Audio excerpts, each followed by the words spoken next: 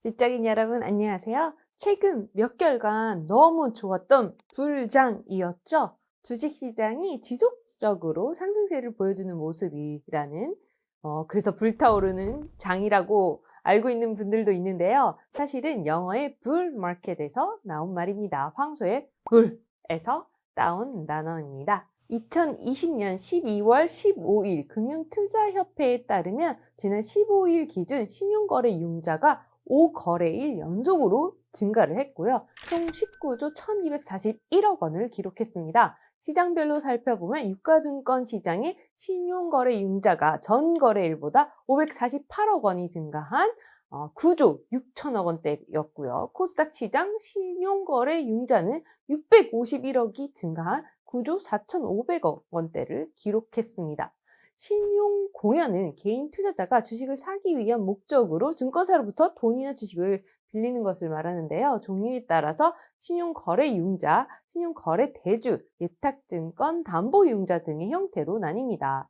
신용거래융자는 투자자가 증권사로부터 돈을 빌려 주식을 매수하는 것이고요. 신용거래대주는 증권사가 신용거래를 통해 투자자에게 주식을 빌려주는 것을 말합니다.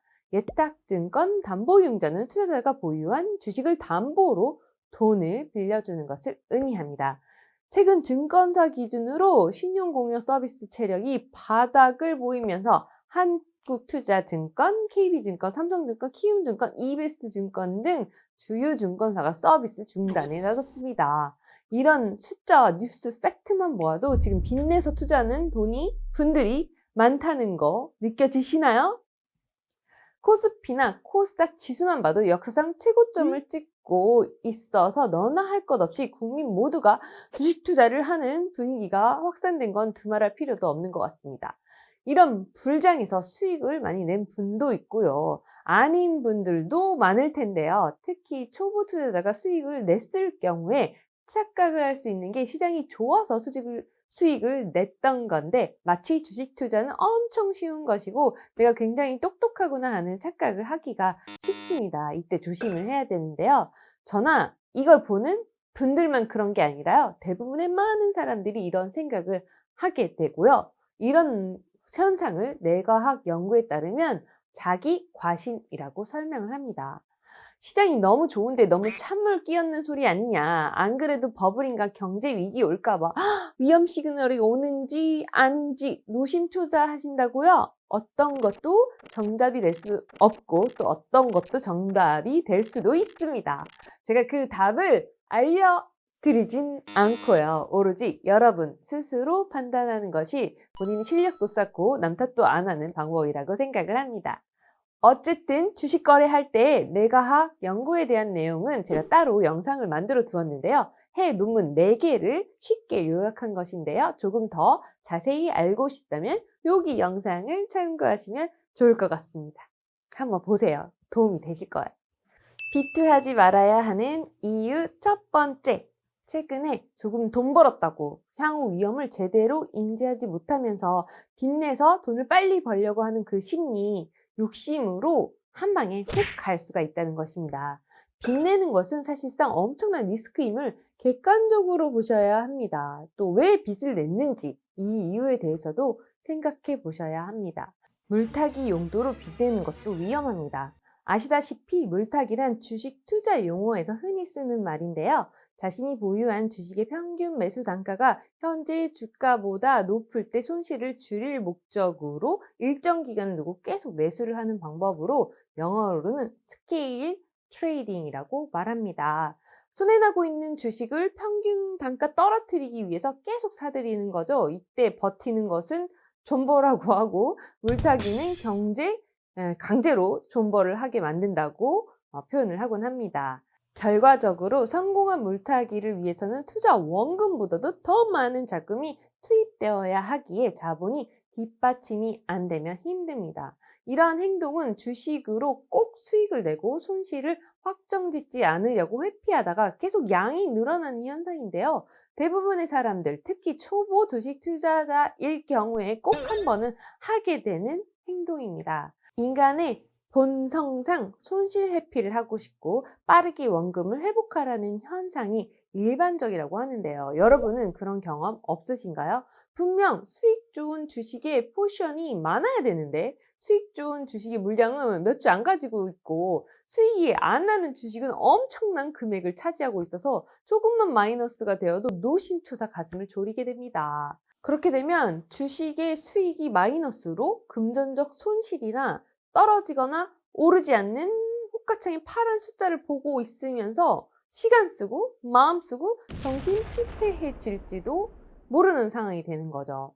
물타기를 할 때에는 주가가 상승 여지가 있는지 생각해보고 신중히 하시는 것을 전문가들은 권하곤 합니다. 비투하지 말아야 되는 이유 둘째, 보통 레버리지 하는 사람들은 결과가 좋지가 않습니다. 비투에서 성공했던 사람 보셨나요? 보신 분도 있겠지만 전 아직까지는 보지를 못했습니다. 있다면 정말 대단하신 분들입니다. 그렇다고 대단한 분들 따라하지는 마세요. 잃는 건 한순간입니다. 증권사에서 특히 신용 공여해가지고 빚내서 투자하고 갚지 못하면 강제 매매가 일어나서 자신이 원하는 금액에 팔지도 못하고 특히 마이너스면 그냥 손실을 확정해야 합니다. 주식시장이 좋은데 돈을 못 번 사람들, 손해는 사람들은 조용합니다. 결과가 좋은 사람들도 돈 벌었다는 소문이 나면 밥 사라, 술 사라, 한턱 사라 하기 때문에 굳이 말하고 다니지를 않습니다. 돈 자랑한 사람은 돈을 쓰게 되었다는 말이 있거든요. 그러면 또 돈이 나가죠. 그러니까 조용히 묵묵히 오래 투자하는 분들이 투자를 잘하는 경우가 많다는 이야기를 카더라 통신에서 들은 바 있습니다. 비투하지 말아야 하는 이유 세 번째, 주식에 대가도 안 하는데 우리가 굳이 할 필요가 없습니다, 여러분. 워렌 버핏도 하지 말라고 누누이 강조했던 내용입니다. 국내 주식 고수들, 슈퍼개미들 유튜브만 봐도 절대 하지 말라고 합니다. 이것이 맞는지 저것이 맞는지 혹시 헷갈리고 잘 모르겠다 하시면 그냥 잘하는 사람들 따라 하시면 된다고 생각합니다. 이건 어디까지나 제 개인적인 생각이니까요. 참고만 해주세요. 그렇다면 비투 말고 어떻게 해야 할까요? 자신이 가진 돈의 범위 안에서 욕심을 통제해 가면서 투자를 해야 합니다. 100만 원에서 10%도 수익을 못 내면 억 단위를 줘도 돈을 못 번다는 고수들의 이야기가 있더라고요. 그러니까 소액으로도 투자를 잘하는 실력을 쌓을 때까지 공부하면서 조금씩 하는 겁니다.